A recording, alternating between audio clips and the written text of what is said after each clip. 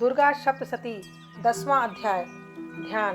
तपे हुए स्वर्ण के समान उज्ज्वल एवं भव्य कांति वाली, सूर्य, चंद्रमा तथा अग्नि रूपी 3 नेत्रों वाली, अर्थात इन तीनों में प्रकाश, उष्मा और ऊर्जा का संचार करने वाली, अपने मनोरम हाथों में धनुष, बाण, अंकुश, पाश और शूल को तथा मस्तक पर अर्धचंद्र को धारण करने वाली शिव शक्ति स्वरूपा भगवती कामेश्वरी देवी का मैं हृदय से चिंतन करता हूँ, अर्थात उनका ध्यान करता हूँ, उन्हें प्रणाम करता हूँ। महर्षि मेधा ने बोला कि हे राजन, अपने प्राण प्रिय भ्राता को मरा हुआ और सेना का भारी संहार होता हुआ जान शुंभ कुपित होकर बोला, दुष्ट दुर्गे, तू अभिमान न कर। तू दूसरों के बल का सहारा लेकर झूठे अभिमानों से चूर होकर संग्राम करती है।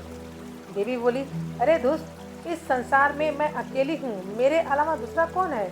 देख, ये सब विभूतियाँ मेरी ही हैं जो मेरे में प्रवेश कर रही हैं।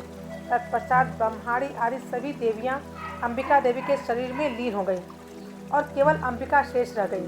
तब देवी ने कहा, मैं अपनी ऐश्वर्य शक्ति से अनेक रूपों में यहाँ पे उपस्थित थी। अपने उन सब रूपों को मैंने समेट लिया है। अब अकेली ही यहाँ खड़ी हूँ, तू भी यहीं ठहर। मेधा ऋषि बोले। तब देवताओं तथा राक्षसों के देखते देखते देवी तथा शुंभ में भयंकर युद्ध होने लगा। अंबिका देवी ने सैकड़ों अस्त्र शस्त्र छोड़े। उधर दैत्यराज शुंभ ने भी भयंकर अस्त्रों का प्रहार शुरू कर दिया।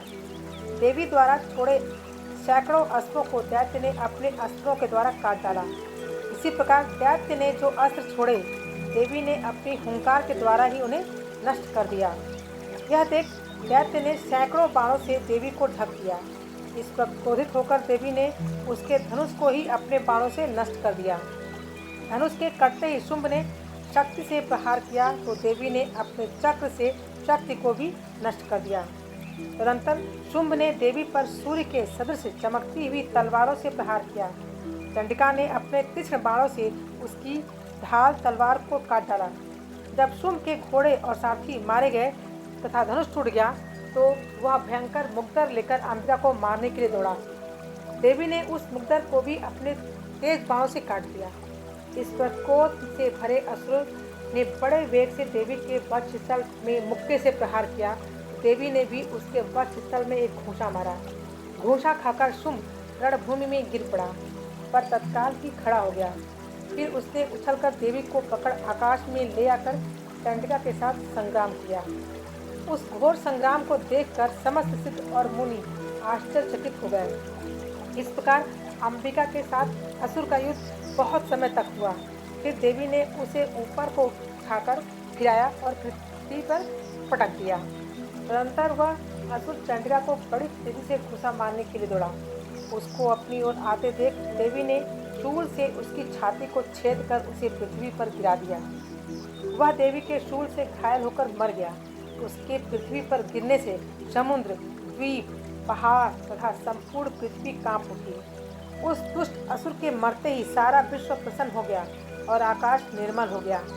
जो पहले अनिष्ट सूचक मेघ और उल्कापात होते थे, वे शांत हो गए। नदियाँ भी ठीक मार्ग से बहने लगीं।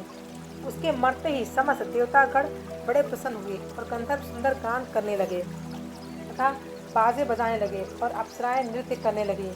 निर्मल वायु बहने लगी तथा सूर्य की कांति स्वच्छ हो गई। यज्ञशालाओं की बुझी हुई अग्नि अपने आप प्रज्वलित हो गई तथा संपूर्ण दिशाओं में तैरते भयंकर शब्द शांत हो गए, अर्थात 10 दिशाओं में शांति व्याप्त हो गई। इस तरह से शुंभवध नामक